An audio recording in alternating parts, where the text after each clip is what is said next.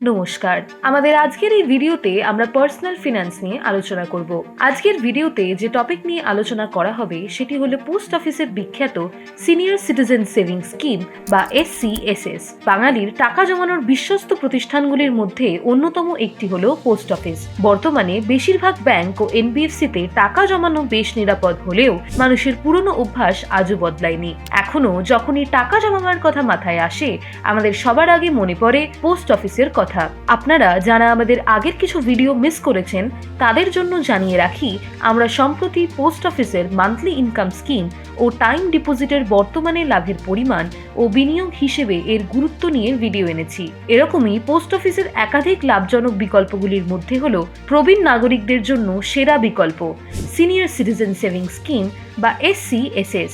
এই ভিডিওতে আমরা দেখব যে 2025 সালে পোস্ট অফিসের বিখ্যাত সরকারি ক্ষুদ্র সঞ্চয় প্রকল্প সিনিয়র সিটিজেন সেভিং স্কিম করলে কত পার্সেন্টেজে সুদ পাওয়া যায়, আর তার সঙ্গে এও দেখব যে এই স্কিমে বিনিয়োগ করলে ঠিক কত টাকা প্রতি মাসে আয় হবে। তাহলে শুরু করে দেওয়া যাক আজকের ভিডিও।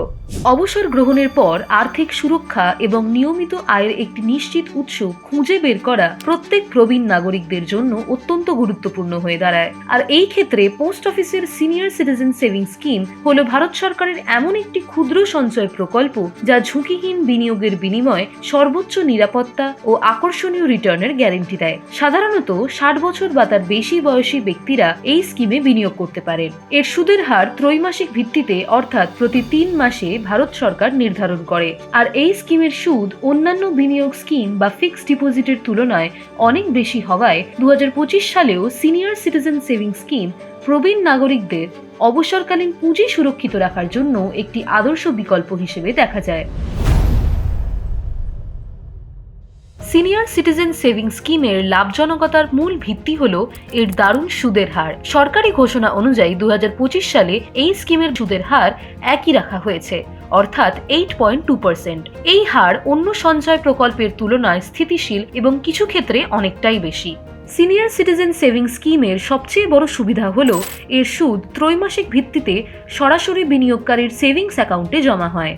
এর ফলে প্রবীণ নাগরিকরা প্রতি 3 মাস অন্তর নিশ্চিত আয় পান, যা তাদের দৈনন্দিন ও চিকিৎসা সংক্রান্ত খরচ মেটাতে সাহায্য করে। ফলে প্রবীণ নাগরিকেরা চাকরি থেকে অবসরের পর নিশ্চিন্তে এই স্কিমে টাকা বিনিয়োগ করে থাকেন।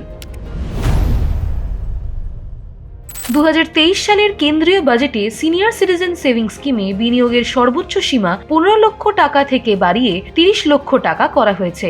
এতে স্কিমের মোট লাভ অনেকটাই বেড়ে গেছে। উদাহরণ হিসেবে বলা যায় যে যদি কোনো প্রবীণ নাগরিক এই স্কিমে 30 লক্ষ টাকা বিনিয়োগ করেন তবে 8.2% বার্ষিক সুদের হারে তার 1 বছরের সুদের পরিমাণ হবে 2,46,000 টাকা।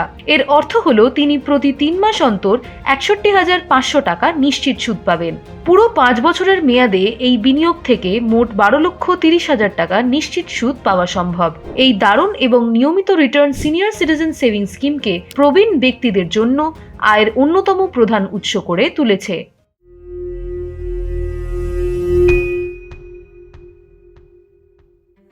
সিনিয়র সিটিজেন সেভিং স্কিম শুধুমাত্র ভালো টাকার রিটার্নই দেয় না, এটি বিনিয়োগকারীদের জন্য গুরুত্বপূর্ণ কর ছাড়ের সুবিধাও নিশ্চিত করে।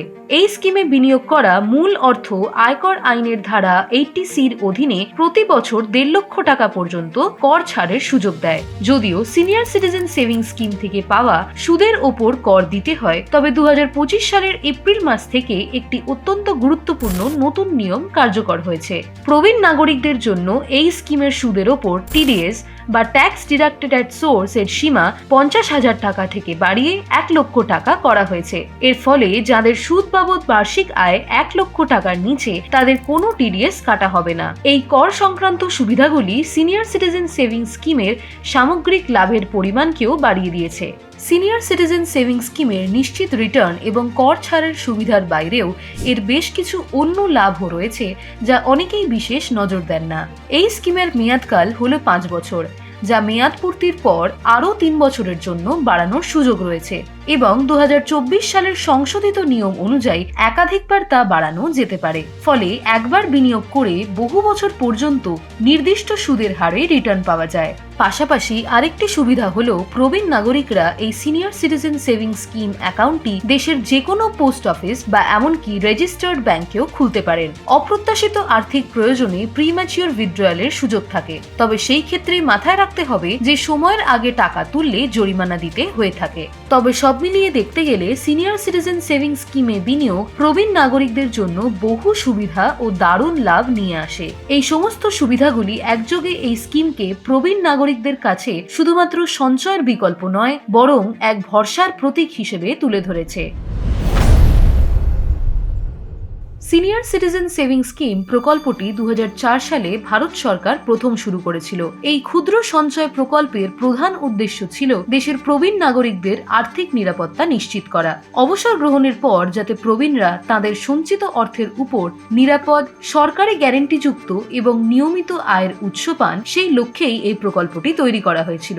প্রাথমিকভাবে এই বিশেষ স্কিম পোস্ট অফিসের সঞ্চয় প্রকল্পের অধীনে চালু হলেও পরে জাতীয় ও বেসরকারি ব্যাংকগুলিতেও senior citizen savings scheme account খোলার সুবিধা দেওয়া হয়। এই স্কিমটি শুরু হওয়ার পর থেকে এর নিয়মে বেশ কিছু গুরুত্বপূর্ণ পরিবর্তন এসেছে। স্কিমটির মেয়াদকাল হলো ন্যূনতম 5 বছর। এই স্কিমের একটি অন্যতম আকর্ষণ হলো এর দারুণ সুদের হার, যা সরকার প্রতি ত্রৈমাসিকে নিশ্চিত করে। সময়ের সঙ্গে প্রবীণদের আর্থিক চাহিদা বিবেচনা করে এতে বিনিয়োগের সর্বোচ্চ সীমাও বৃদ্ধি করা হয়ে থাকে। তবে এই স্কিমের ইতিহাসে সবচেয়ে গুরুত্বপূর্ণ পরিবর্তনটি আসে 2023 সালের 1 এপ্রিল, যখন সর্বোচ্চ বিনিয়োগের সীমা 15 লাখ টাকা থেকে বাড়িয়ে 30 লাখ টাকা করা হয়। এই পদক্ষেপ সিনিয়র সিটিজেন সেভিংস স্কিমের জনপ্রিয়তা বহু গুণ বাড়িয়ে দেয় এবং 2025 সালের অর্থনৈতিক প্রেক্ষাপটেও post office senior citizen savings স্কিমের লাভজনকতা অত্যন্ত সুস্পষ্ট। আজকের এই ভিডিওতে আমরা বর্তমানে পোস্ট অফিসের সিনিয়র সিটিজেন সেভিংস স্কিমে অর্থ বিনিয়োগে সম্ভাব্য আয়ের বিষয়ে জানলাম। এই ইনফরমেটিভ ভিডিওটি দেখে আপনার ভালো লাগলে লাইক করতে ভুলবেন না। ভিডিওটি নিজের পরিবার, পরিজন এবং বন্ধুদের সঙ্গেও অবশ্যই শেয়ার করুন। পাশাপাশি ভিডিও সম্পর্কে আপনাদের মতামত কমেন্ট করে জানান। আপনাদের ফিডব্যাক আমাদের কাছে সবথেকে গুরুত্বপূর্ণ। তাহলে আজকের ভিডিওতে এইটুকুই। সকলে ভালো থাকবেন। নমস্কার।